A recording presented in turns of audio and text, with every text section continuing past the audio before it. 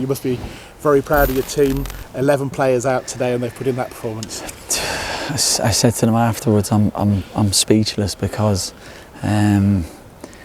the groups had no luck whatsoever. Like we were missing some big players today. We had a conversation before the game where we picked a team with the other 11. Obviously it couldn't be position specific, and we couldn't differentiate between which side we thought was a better side or which side would win a game. So that says a lot to the group. But to perform like that the way they did, with an average age of 22. It's the youngest average age of a team in the EFL this season. Yeah, it doesn't surprise me. Absolutely phenomenal, and I thought it was the least that they deserved. And I know we, but they were awesome today. Yeah, I think your total squad age was about 20 and the bench was an average age of 19. Yeah, I think we had one player over 19 on the bench. So credit to the guys, but they train like that, they conduct themselves, they perform like that. Their professionalism is phenomenal. And so I'm not surprised in any way. It's hard to explain, but we see them train like that day in, day out. They're a relentless group with an unbelievable work ethic and just really humble group. So, but really pleasing because sometimes you don't get the results. But again, I thought they thoroughly deserved the win today. It's not just been the goals in Enrique, it's been the quality of the goal. You think about the goal away for Meaday at Plymouth. You think about the 3 goals last week. Both goals today, they're high quality goals. Yeah. Sorry, I'm pausing. I remember back to a draw against MK Dons away, and it was 0-0, and then we drew at Cambridge 0-0 the following week, and I think people were probably a bit bored and a bit like, well, that's not great, but you have to build with foundation. So I was really chuffed to bits with those draws because I understand what we've been doing and what we're trying to do, and sometimes you have to wait and judge later on. I'm not saying anybody was judging, it wasn't that, but sometimes you have to be patient with the process. So I was always confident that would come, and the first goal today, we talked a lot about the principles of what we did was straight off the training ground. The ball from Regan, the running behind, without being too clever and trying to say, oh, we were kind of looking for that ball from Regan to the opposite 7-11, but the principles of what we do were there. So that was really pleasant. It's nice to see things come off. And I thought at half time we could have been, Regan had a great chance, Harry had a great chance. I thought we looked a real threat on the counter. I think it was before the Fleetwood game. I had a chat with Dylan Duffy, and he hadn't actually played in the Lincoln City show. He came on at Fleetwood and had a few minutes there, and obviously a difficult afternoon for all the reasons we know. And I remember saying to him, when you get your chance, you need to take it. And last week, obviously, with making the winning goal, and today with that little deft header, he's taking his chances. Yeah, he's got balls of steel. He's got a huge confidence about himself. That's not arrogant. He's pecking my head, get me on, I'm ready.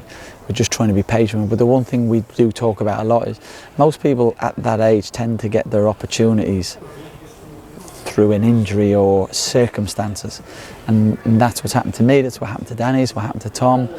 And when we thought with Dylan, I was thinking, look, your time will come, it'll probably be through circumstances, but we were determined to give him his opportunity.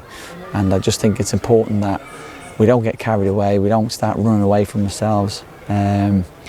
Dylan's got such a long way to go, but he's got a really bright future if all the stars align. You need so much luck along the way, but in terms of his talent, he's a real talent.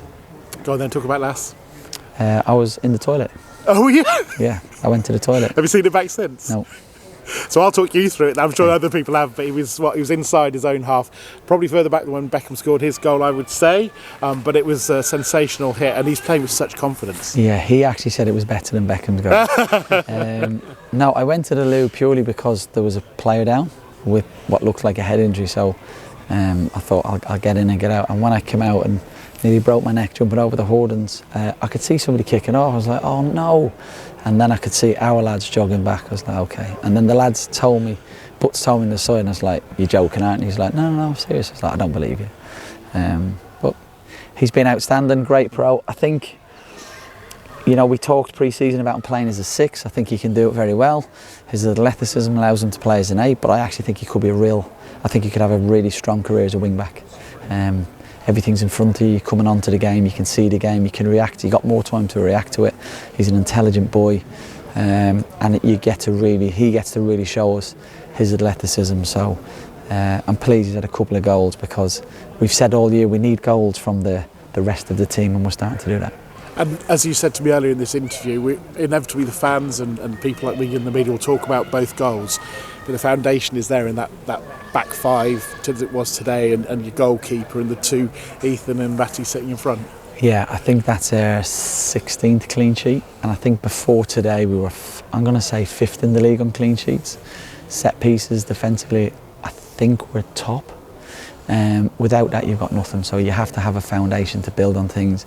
I think tactically out of possession we're excellent, and that allows the other guys to flourish, and we've got enough talent within a group that on any given day they can hurt people, and we're starting to see that. But don't forget, they're a really young group with lots of new people playing together for the first time, and also you've got completely new staff. None of the staff knew each other, so we've got really good people in the building in terms of staff, players, incredible supporting group from the people above us. It just takes time to build things, but we just have to stay calm and relax. You know, we're not a team that's going to be knocking on the playoffs door just yet, but I do strongly believe we're heading in the right direction. I was very calm when Les got that goal. 10th at the moment. I know there's still 3 games to go, but it's been a great run in terms of picking up results of late and moving up that table. Yeah, it was a real test of character, because we'd lost. We'd been on a really good run. I think we were unbeaten in 10, and then we lost back-to-back games for the first time this season. We lost our home record. We then lost a third one in a row, but I really felt against Exeter we played well. I felt against Fleetwood we played well. So we just talked about sticking to the process, irrespective of what happens, and we felt we were confident it would come good. So I'm pleased for the group that they're getting the results that their performances merit and deserve, because football doesn't work like that. You've got 11 first teamers out injured. Likely to get any back for Tuesday? I hope so. The fans, obviously, as you know, I mean, you've played away a lot of times, particularly away fans. You can have some very long journeys and disappointing days. A great day for them. Incredible, and again a huge thank you to them. I thought we turned up in brilliant numbers today, especially when you look at, although we're positioned promisingly in the league, there's kind of in outside influence head, there's not really much to play for apart from our professionalism, our pride, and we want to be as high as we can. So they keep supporting us in those numbers, knowing that we actually can't get in the playoffs, so we're not going to go down.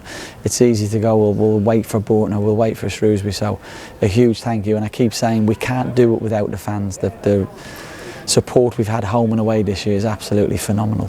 So a huge thank you on our behalf, and I've said it many times.